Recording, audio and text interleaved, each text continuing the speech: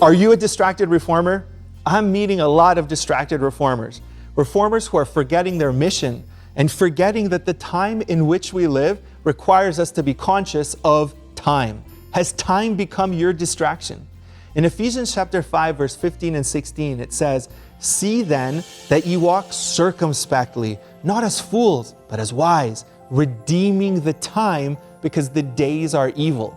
What does it mean to redeem time? Like, I can't get it back. I can't reinvent time. Time itself, though, it's not a real thing. Like, it's not something I can hold on to. Time is only measured by what I do with it, by the real stuff that I do with time. Are you being distracted by wasting your time on that which is not real? In Colossians chapter 4, verse 5, it says, "Walk in wisdom toward them that are without, redeeming the time." The Apostle Paul says that I'm supposed to be careful, cautious with what I'm doing with my time. Do you think about how you're spending your time? Because how you're spending your time is a real reflection of who you are. Where you spend your time, how you spend your time, that's your character. That shows who you are. It used to be in the past that people didn't have a lot of time. We didn't have time because if we worked when we came home, there was a lot of work to do. You had to chop the wood for the fire, you had to make the fire, you had to cook the food, you had to clean everything, you had to take care of everything, you had to bring water in from the well. It took a lot of work just to keep yourself alive.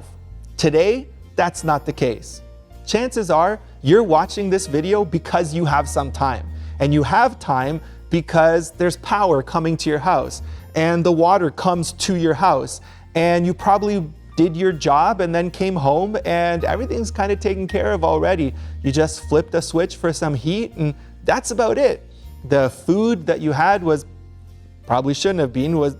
probably already prepared for you.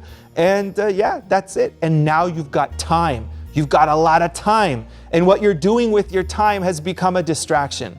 We are so distracted by time that there are people today who spend more time working on their calendar than actually doing things in the calendar.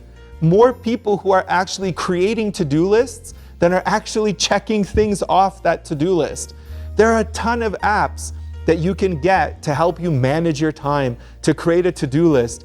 And what happens is people get these and then spend all their time figuring out how to use these apps.